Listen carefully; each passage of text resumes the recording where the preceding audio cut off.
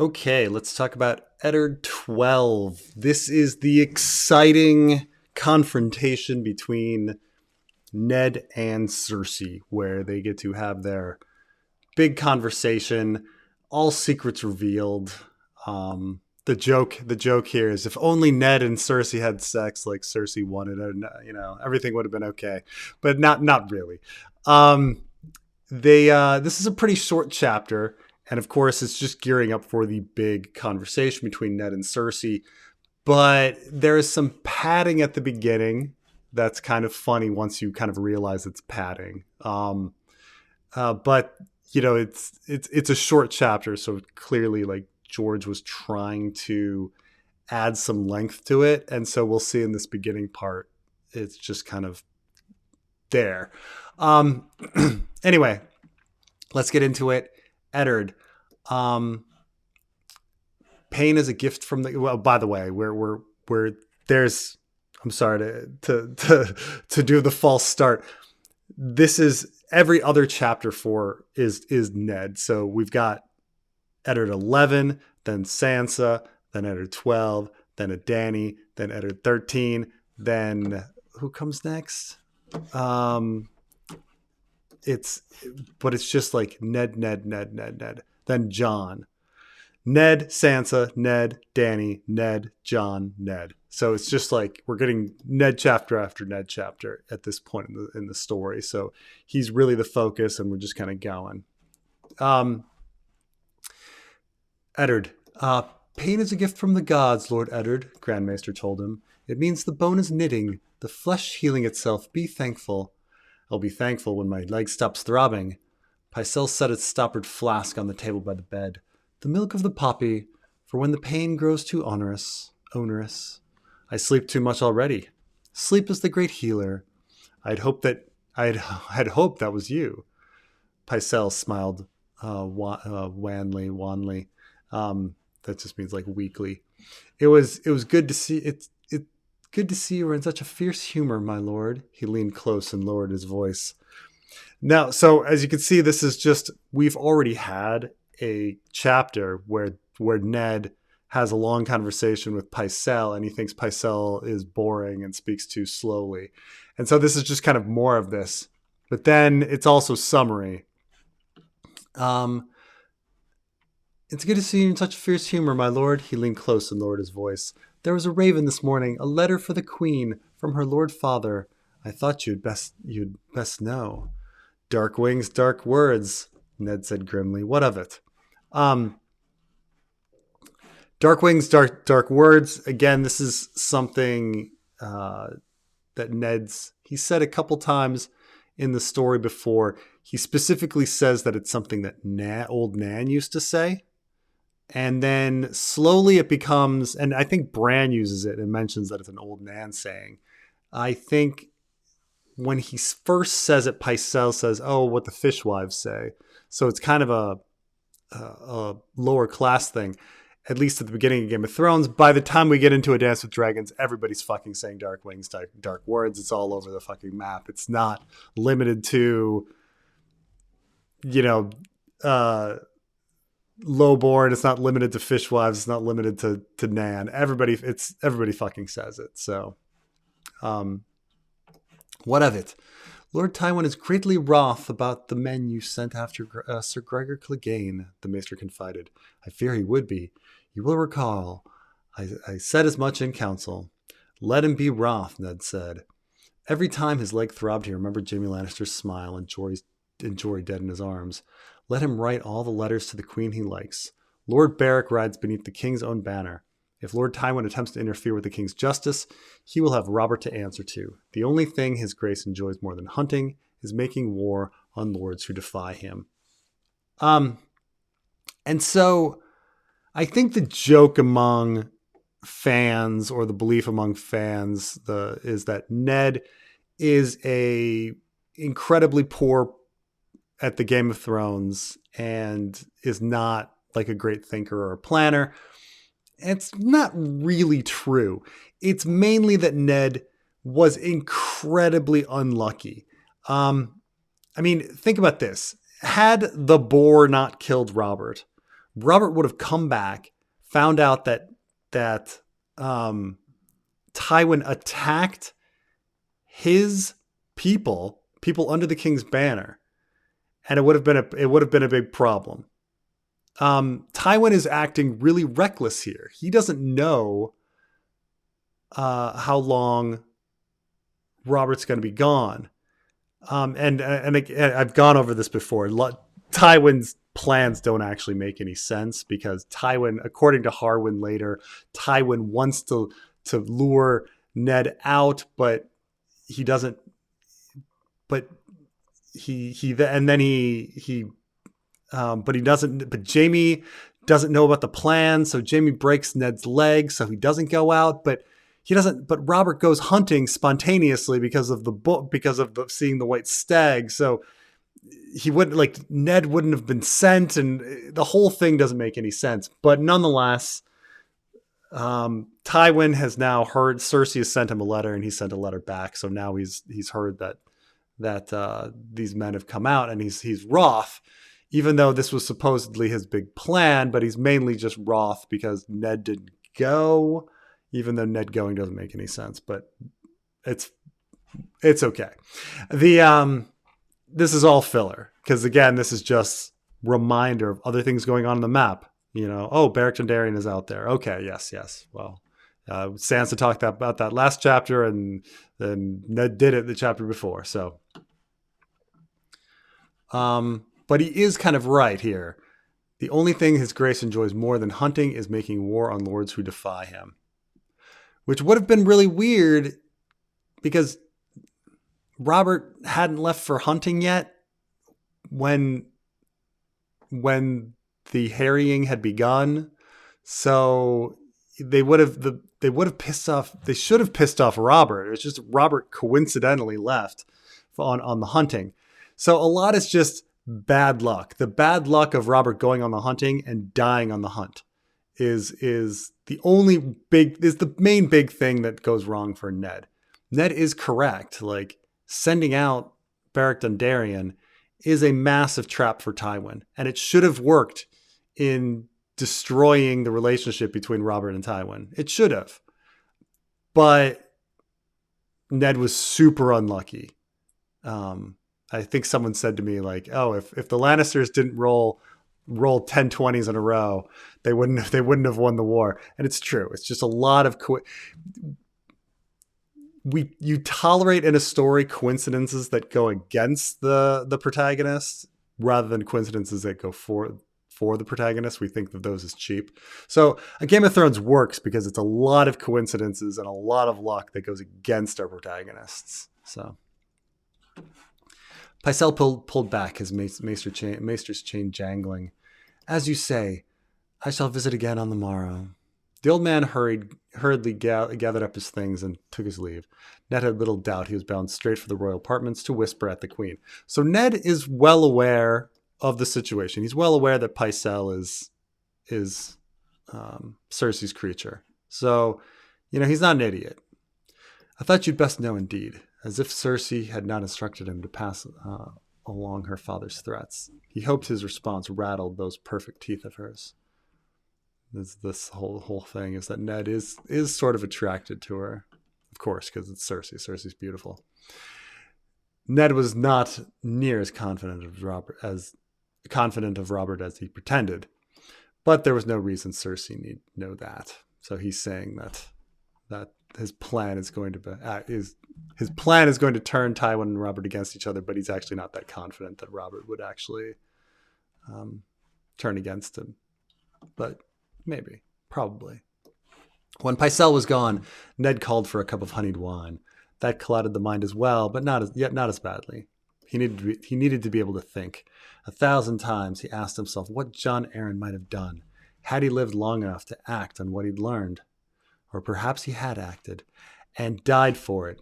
He did, if he remembered. He switched the fostering of Sweet Robin from Tywin to Stannis, but he doesn't know the two stories, so he doesn't know the switch. He's only heard about the fostering for for Tywin, we revealed that the switch happened in Catelyn's company from Maester Coleman. So, yeah, he doesn't know. It was queer how sometimes a child's innocent eyes can see things that grown men are blind to. Someday when Sansa was grown, he would have to tell her how she had made it all come clear for him.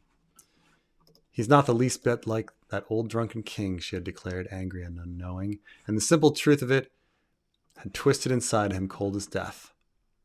This was the sword that killed Jon Arryn, Ned thought. And it will kill Robert as well. A slower death, but full as certain. Shattered legs may heal in time, but some betrayals fester and poison the soul. So, yeah, he doesn't mention the incest, bringing up the story of Aemon or Nerys. So I do wonder if that was just coincidence. Again, bringing up this whole, like, the incest jump is a big jump. That Cersei could just be having an affair with anybody. Littlefinger came calling. So, again, we're padding this out. So Littlefinger's visit brings nothing, and it's actually a replay of something that happens earlier. Earlier, Littlefinger talks about having to go to Lady Tanda for dinner and having lamprey pie, and Ned's like, "Don't let me keep you from your eels," and essentially just happens again. Littlefinger came calling an hour after Grandmaster Pycelle left, clad in a plum-colored doublet with mockingbird embroidered on his breast in black thread and a striped cloak of black and white. "I cannot visit long, my lord," he announced. "Lady Tanda expects me to lunch with her. No doubt she will roast me a fatted calf. It's near as fatted as her daughter. I'm like to rupture and die. How is your leg?" In A Game of Thrones, Lolly Stokeworth is not yet established as mentally challenged. She's simply fat. It's only in the next book, in A Clash of Kings, that they start calling her simple. So I don't think, you'd think Littlefinger would be the one who loves mocking people, would be mocking her intellect as well. Instead, he mocks her simply for being fat.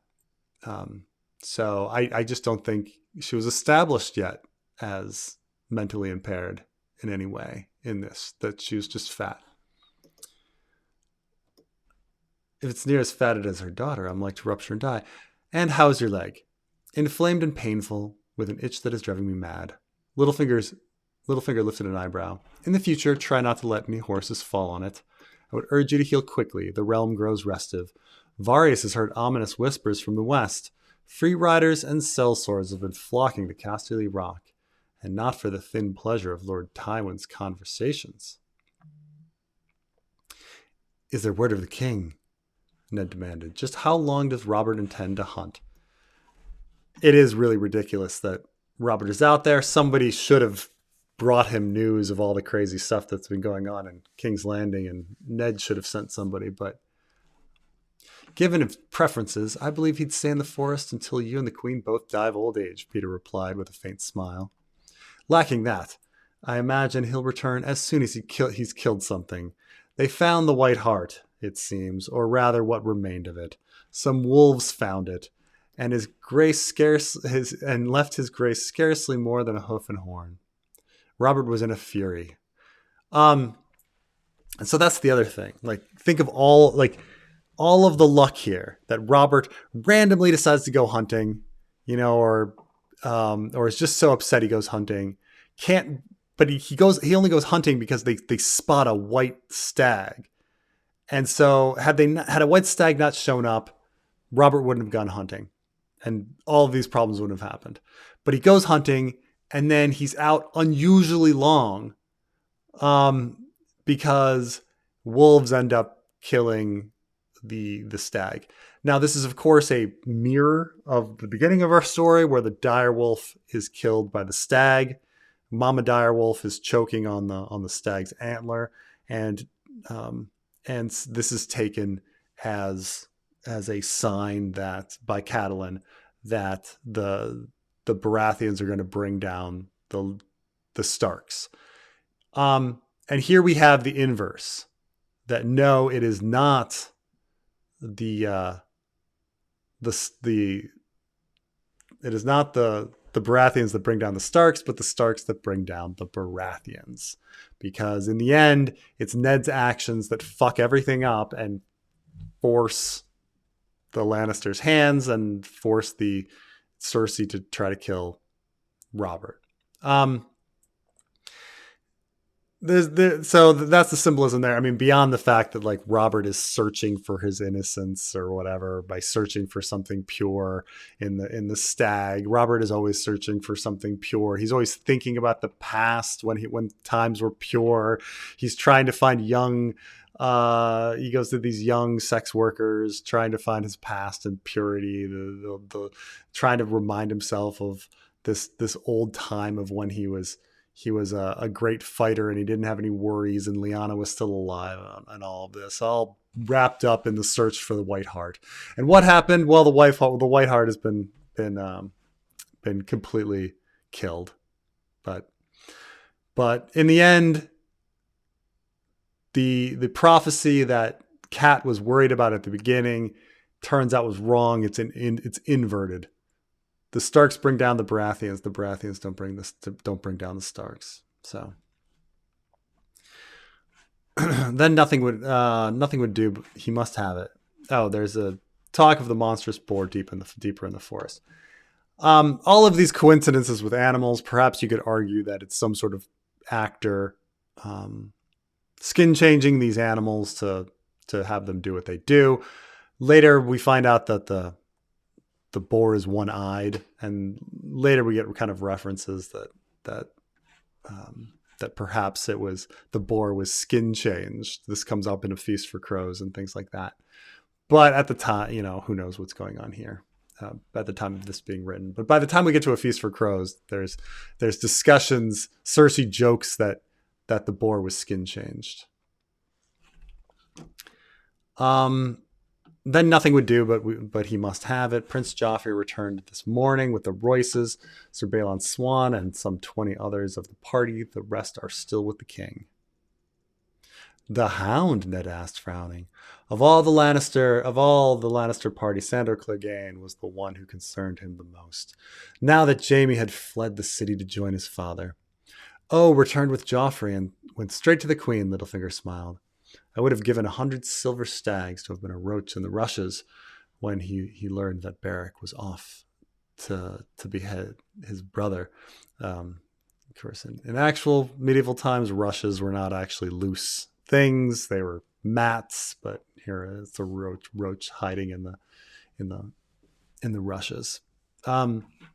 This is another kind of added thing, kind of like when they added at the end that Ilan Payne was really upset about the Beric Dondarrion mission.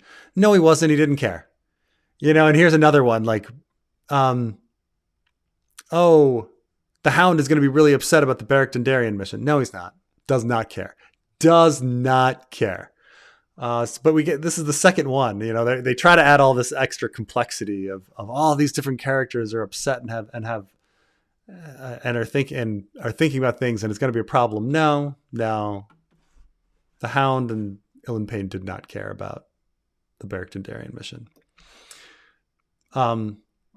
Even a blind man could see the Hound loathed his brother. But Gregor was his to loathe, not yours to kill. Once Dondarrion lops the summit off your mountain, the Clegane lands and incomes will pass to Sandor. But I wouldn't hold my water waiting for his thanks, not that one. And now you must forgive me. Lady Tanda awaits with her fatted calves. I mean, the Hound literally does not care. And it's funny how he presents all of the information to the contrary, that Sandor should actually be really happy that the mountain would die, because he would get all the lands and incomes and the mountain would be dead. And he hates his brother. So for every reason, the Hound should like it, but he just kind of says the reverse. Oh, but I wouldn't,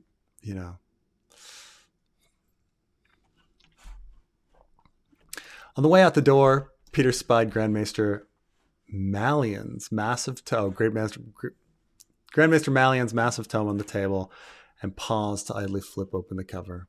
The lineages and histories of the great houses of the 7 kingdoms with descriptions of many high lords and noble ladies and their children, he read. Now there is tedious reading if I ever saw it. A sleeping potion, my lord. For a brief moment, Ned considered telling him all of it. But there was something in Littlefinger's japes that irked him. The man was too clever by half, a mocking smile never far from his lips. John Arryn was studying this volume when he was taken sick, Ned said in a careful tone, to see how he might respond. And he responded as he always did, with a quip. In that case, he said, death must have come as a blessed relief. Lord Peter Baelish bowed and took his leave. So again, like, Ned's not stupid. He doesn't really trust Littlefinger, you know. Eddard Stark allowed himself a curse. Aside from his own retainers, there was scarcely a man in the city he trusted. Littlefinger had concealed Catelyn and helped Ned in his injuries. Yet his haste to save his own skin when Jaime and his swords had come out of the rain still rankled. Varys was worse. For all his protestations of loyalty, the eunuch knew too much and did too little. So Ned doesn't trust Littlefinger. Ned doesn't trust Varys. You know, he has an accurate assessment of things in King's Landing. He's not that dumb. He has his plans. He has his schemes. It's just he's super, super unlucky. Grand Maester Pycelle seemed more Cersei's creature with every passing day. See, he knows it. And Sir Barristan was an old man and rigid. He would tell Ned to do his duty. And it's true. I mean, Barristan doesn't have much to do here. Time was perilously short. The king would return from his hunt soon, and honor would require Ned to go to him with all he had learned. Vane Poole had arranged for Sansa and Arya to sail on the Wind Witch out of Braavos 3 days hence. They would be back at Winterfell before the harvest. Ned could no longer use his concern for their safety to excuse his delay. Yet last night, he had dreamt of Rhaegar's children. Lord Tywin had laid the bodies beneath the Iron Throne, wrapped in the crimson cloaks of his house guard. That was clever of him. The blood did not show so badly against the red cloth. The little princess had been barefoot, still dressed in her bedgown. And the boy. See, this is the double thing on boy, which kind of makes people think that he's thinking about Jon Snow. This later, you know, we think about Aegon.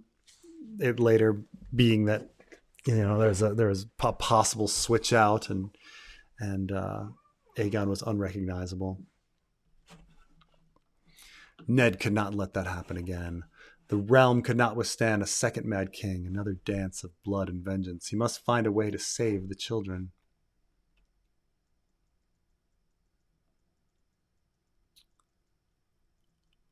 I guess he's thinking about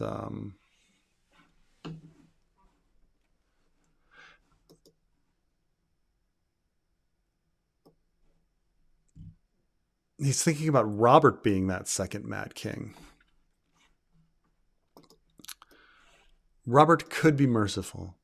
Sir Barristan was scarcely the only man he had pardoned. Grand Maester Pycelle, Varys the Spider, Lord Balon Greyjoy, each had been counted an enemy to Robert once, and each had been welcomed into friendship and allowed to retain honors and office for a pledge of fealty. So long as a man was brave and honest, Robert would treat him with all the honor and respect due a valiant enemy.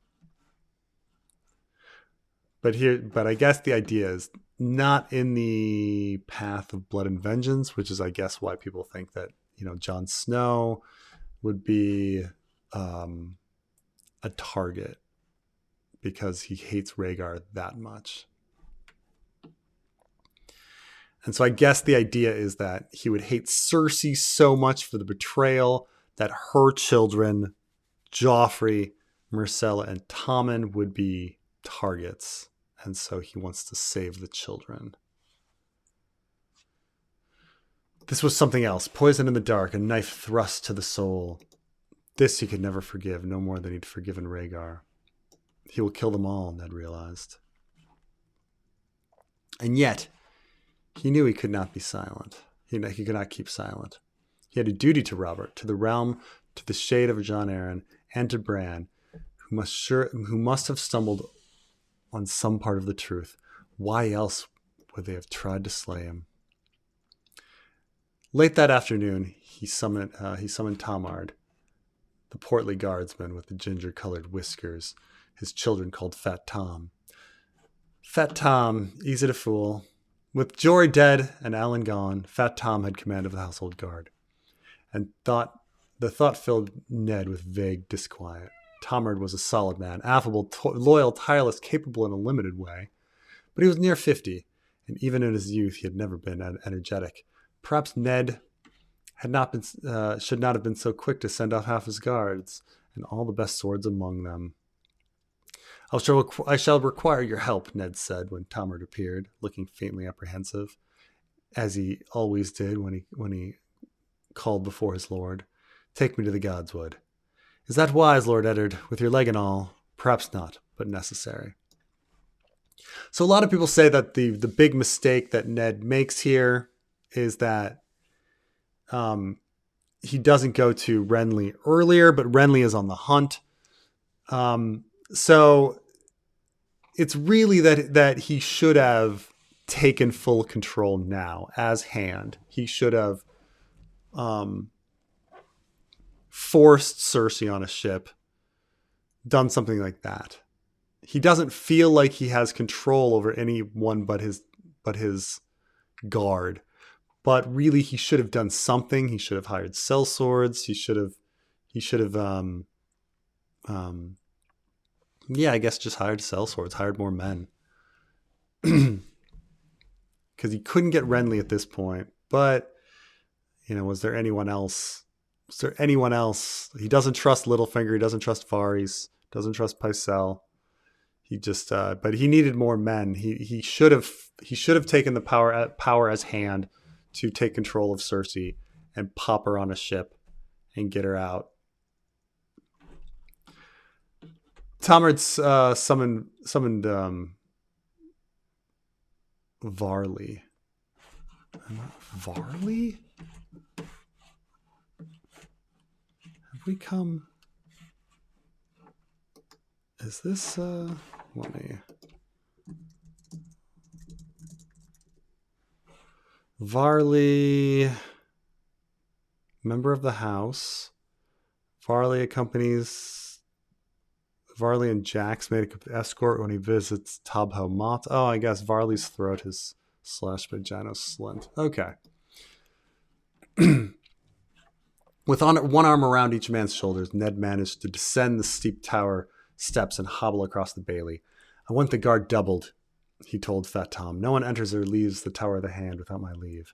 Tom blinked. My lord, with Ellen and the others away, we are hard pressed already. It will be a short while. Lengthen the watches. As you say, my lord, Tom answered. Might I ask why? Best not, Ned answered crisply.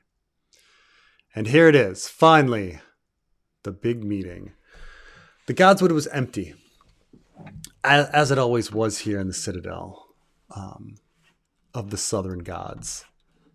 In this Citadel of the Southern Gods. Ned's leg was screaming as they lowered him to the grass beside the heart tree. Thank you. He drew a paper from his sleeve, sealed with the sigil of his house. Kindly deliver this at once. Tamard looked at the name of Ned had written on the paper and licked his lips anxiously. My lord, do as I bid you, Tom, Ned said. How long he waited in the Godswood, he could not say. I'm trying to remember where this... Which letter is this?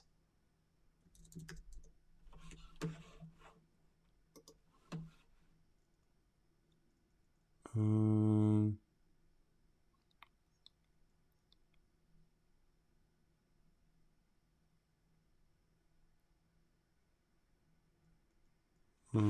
don't know if maybe we'll find out later.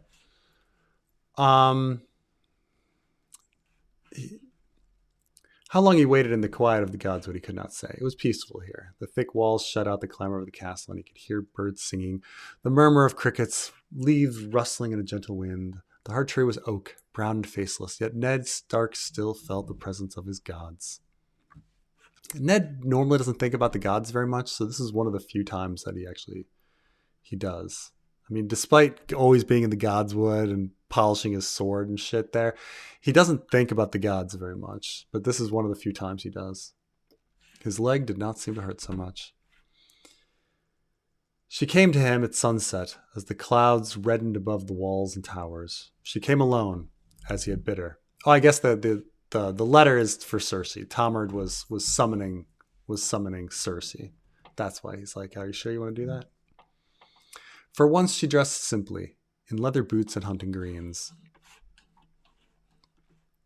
When she drew back the hood of her brown cloak, he saw the bruise where the king had struck her. The angry plum color had faded to yellow, and the swelling was down. There was no mistaking it for anything but what it was. "Why here?" Cersei asked as she stood over him. "So the gods can see." She sat beside him on the grass. Her every move was graceful. Her curling blonde hair moved in the wind, and her eyes were green as the leaves of summer. It had been a long time since Ned Stark had seen her beauty, but he saw it now. "I know the truth Jon Arryn died for," he told her. "Do you?" The queen washed his face, wary as a cat. "Is that why you called me here, Lord Stark, to pose me riddles? Or is it your intent to seize me as your wife seized my brother?" Now, what's funny here is that Cersei doesn't know how Jon Arryn died, so she's just kind of puzzled about this. Maybe in the original drafts, like early, Cersei was responsible for Jon Arryn, but very clearly by the time we get this far into the book, enough has been established and written that it's very clearly Lysa Arryn. We went through the cat chapters of her and the Eyrie. It's very, very clearly Lysa at this point. So it's kind of funny where she's like, "Huh? I don't know what you're talking about here. So why are we here? Or is it your intent to seize me as your wife seized my brother? If you truly believe that, you would have never come." Ned touched her cheek gently. "Has he done this before?" This is like the little romance, gentle romance between Ned and Cersei. "Once or twice," she shied away from his hand. "Never on the face before. Jaime would have killed him, even if it meant his own life." Cersei looked at him defiantly. "My brother's wrath is worth 100 of your friends."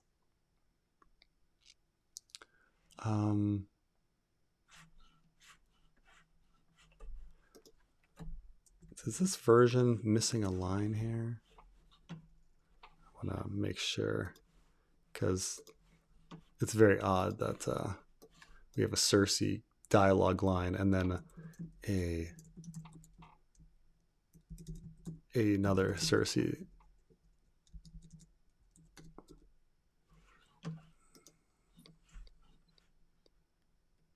Nah, this is just someone put a yeah, in this copy they just added an extra line here, but nothing's missing. "Your brother," Ned said, "or your lover?" And there's the jump. She's having an affair, but he shouldn't really know that it's Jaime's. "Both." She did not flinch from the truth. "Since we were children together, and why not? The Targaryens wed brother to sister for 300 years to keep the bloodlines pure, and Jaime and I are more than brother and sister. We were one person in two bodies. We shared a womb together. We came into the world. He came into this world holding my foot," our old maester said. "When he is in me, I feel whole." The ghost of a smile flitted over her lips. I have to say the very slight smiles. George just keeps doing it in this chapter. Pycelle smiles, wanly, and then Littlefinger has a slight smile, and then here's a ghost of a smile. So George just got into these like very tiny smiles in this chapter. "My son Bran." To her credit, Cersei did not look away. "He saw us. You love your children, do you not? Robert asked me the very same question the morning of the melee." He gave her the same answer, "With all of my heart. No less do I love mine." Ned thought, if it came to that. And here Ned is being almost overly apologetic of Cersei. I think later Cat too, that, oh, you know what, it's completely reasonable and understandable that you pushed a little boy from a tower, because after all, had Bran said something, he it would have meant the death to her children. And that's just not true. I mean, like it's just, there's so many things of like Bran needing to understand what was going on, and him explaining it to people, and there was no certainty in it at all. But Ned here and later Catelyn, they jump to this. Well, I guess it's completely understandable. The pushing Bran was a self-defense thing, almost very forgivable, which is strange because the dagger later, Ned is so furious about, but he's so forgiving to Cersei here about the pushing.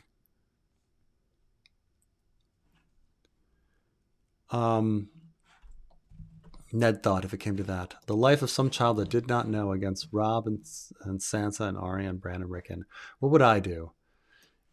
Even more so, what would Catelyn do if it were Jon's life against the children of her body? He did not know. He prayed he would never know. I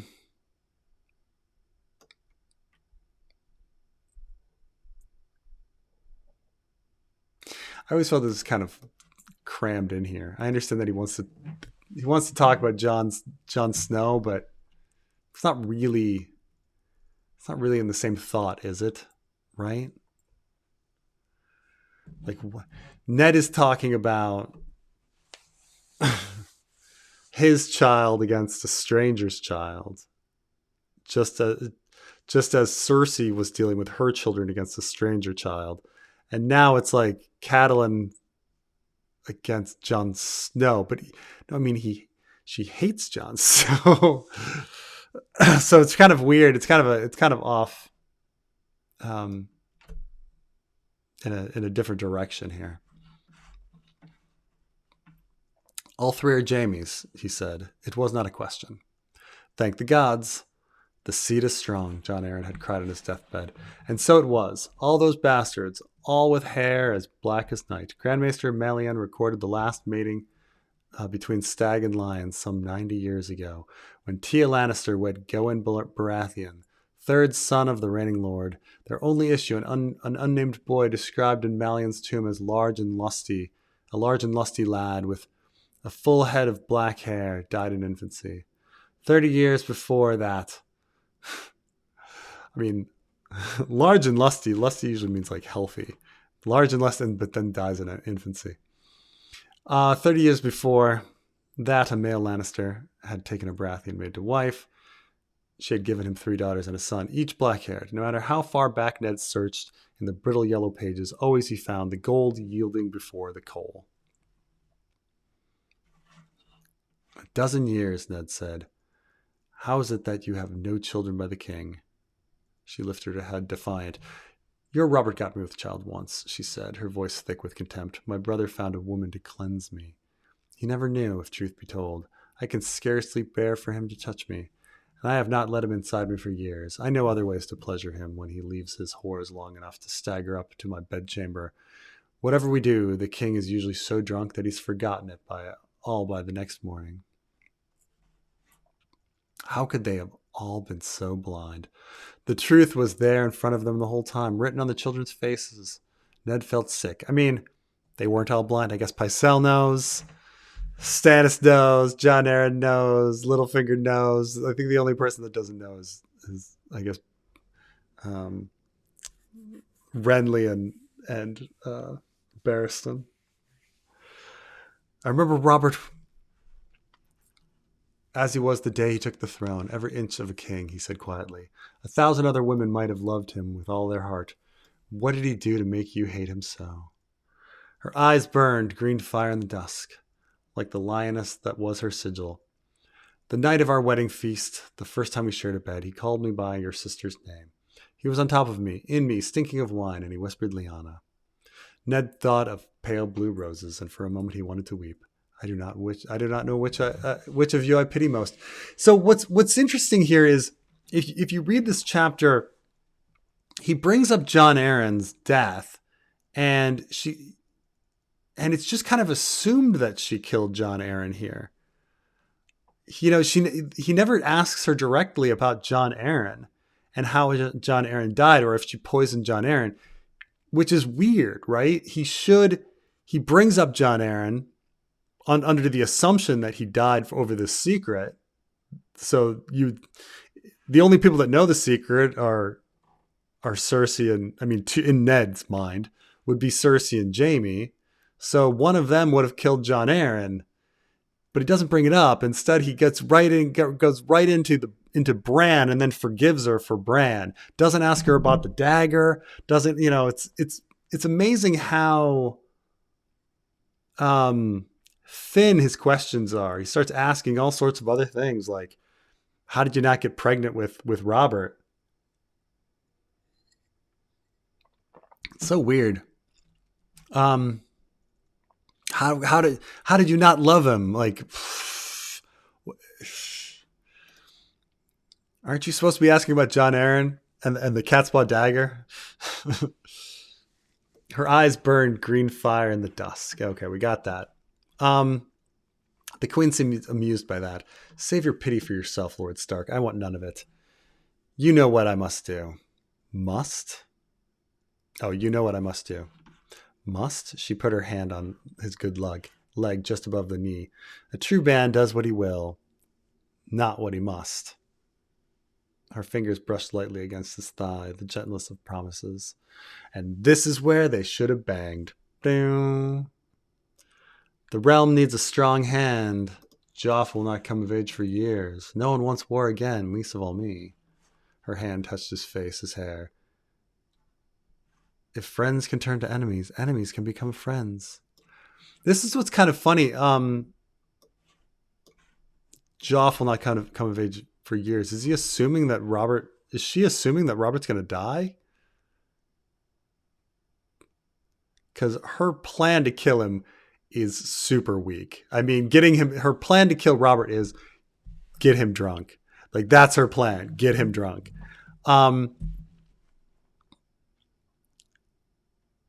And which is also really weird because the plan to go attack the boar was spontaneous. Had he found the stag, wouldn't have really mattered how drunk he was because the stag isn't that dangerous. It was complete luck that a boar was out there. You know, she sends Lancelot with this huge plan, get him drunk. And here she's kind of assuming that he's going to come back, that he's going to be dead, and that it's all going to be about Joff coming of age and Ned ruling the realm. And then, your wife is 1,000 leagues away, and my brother has fled. Be kind to me, Ned. I swear to you, you shall never regret it. Did you make the same offer to Jon Arryn? And here's the thing, is like, right? Like, shouldn't he assume, is he saying that you killed Jon Arryn? She slapped him. I shall wear it as a badge of honor, Ned said dryly. So I guess he's really forgiving. I think Ned at this point is assuming that Cersei killed Jon Arryn and pushed his son from the tower, but he jumps so quickly to it being self-defense. Like, that's a self-defense situation. Honor, she spat. How dare you play the noble lord with me? What do you take me for? You've a bastard of your own. I've seen him. Who is his mother, I wonder? This is kind of out of left field, right? Because she's being accused of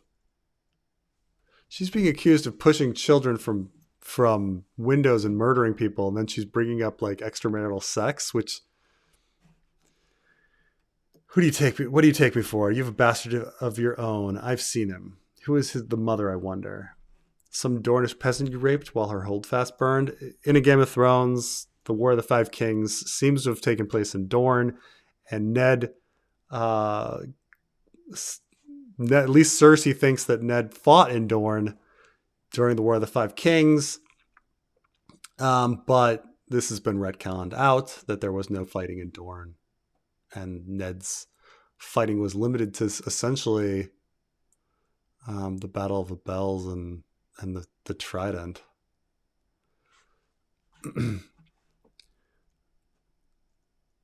Some Dornish peasant you raped while her holdfast burned, a whore?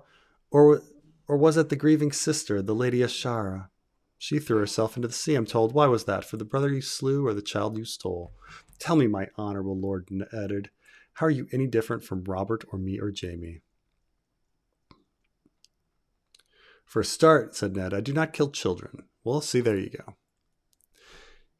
You do well to listen, my lady. I shall say this only once.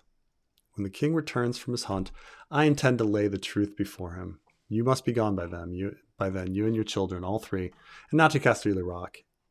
If I were you, I would take a ship for the free cities or even farther, to the Summer Isles or the port of Ibn, as far as the wind blows. Exile, she said, a bitter cup to drink from. See, he shouldn't have really made it a choice. He should have rounded them up and popped them on a ship. That's his big mistake. A sweeter cup than your father served Rhaegar's children, Ned said. And kinder than you deserve. Your father and your brothers would do well to go with you. Lord Tywin's gold will buy you comfort and hire swords to keep you safe.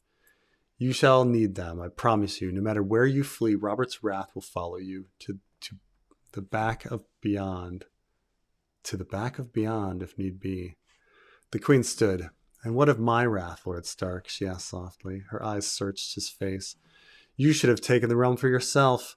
It was there for the taking. Jaime told me how you found him on the Iron Throne. Jaime told me how you found him on the Iron Throne the day King's Landing fell and made him yield it up. That was your moment. All you needed to do was climb the steps and sit. Such a sad mistake. I've made more mistakes than you can possibly imagine, Ned said. But that was not one of them. Oh, but it was, my lord, Cersei insisted. When you play the Game of Thrones, you win or you die. There is no middle ground. Game of Thrones, she turns to the camera and says, when you play the Game of Thrones, you win or you die. When you play the Clash of Kings, the Storm of Swords, there is no middle ground. He should round her up right here and pop her on a ship.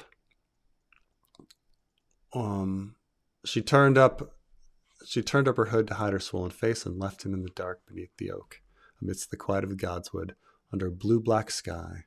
The stars were coming out. Yeah, so, I mean, a very exciting chapter, but going through it, yeah, not really the conversation that you'd really expect. Realistically, they should have talked about Jon Arryn and the Catspaw. The beginning is, padding, and Ned's big mistake here is, and it's a little odd that he has such forgiveness for Cersei, considering that of what he believes. He believes the dagger. He believes that she killed Jon Arryn and sent the Catspaw. His mercy is almost outrageous here, but I guess it's all the guilt that he feels. Like, oh, it's been down here the whole time. But anyway, that's Eddard 12. I guess it's funny going through it, because I'd always remembered this as being a very exciting chapter and everything, and it is. But going through it slowly, I'm like, the dialogue could be a little more it could be more logical. The dialogue it's a lot of random things that people they're blurting out, and big issues that they should have really addressed that they didn't address. So I guess I have my opinion kind of changed of this, but now that I go through it again here. Anyway, that's it. That's Ned 12. All right. Thanks for watching. I'll talk to you soon. Bye.